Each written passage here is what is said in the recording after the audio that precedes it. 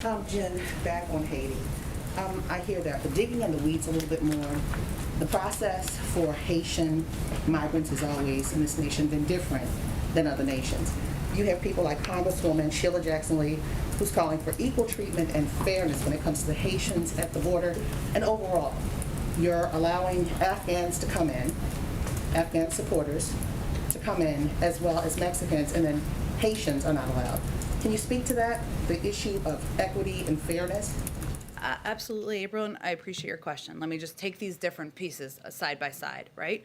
One, our immigration policy is not about one country or discriminating against one country over another. We want to end that and hopefully put an end to what we saw over the last 4 years. Let me start with Afghan allies. Afghans who are arriving in our country are entering in a sanctioned an orderly process that includes vetting and security screenings led by the Departments of State, Defense, and Homeland Security. It's not about one particular country of origin, but we've outlined very specifically in here what those processes look like as individuals who are evacuated go to lily pad countries, go through security vetting before they come to the United States on a range of programs.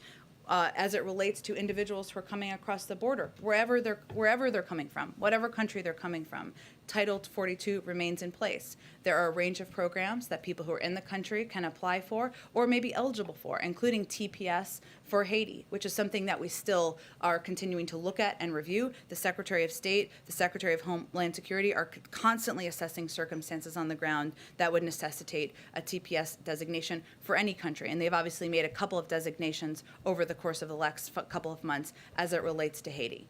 And no matter whether it's the people who left, the Haitians that left in 2010 and traveled to South America and now trying to travel here, or the ones who left after this earthquake, either way, what is there for them to go back to when these planes are taking them back?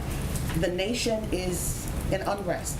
The president was assassinated. There are gangs that people are scared of.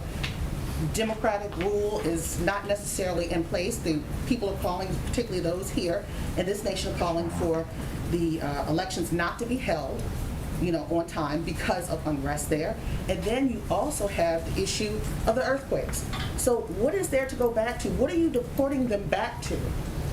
Well, April, I will say that our objective and our focus is not only in implementing current immigration policies. We have also been working to provide a range of assistance, working closely with officials from the government as individuals are going back to Haiti, to provide a range of financial assistance, to provide a range of technical assistance. That is ongoing. And we certainly support and want to be good actors in supporting Haiti during a very difficult time, as you noted, with a government that is still working to get back to a point of stability with recovery from an earthquake. And that's why we have a range of programs, options, as well as financial support in place.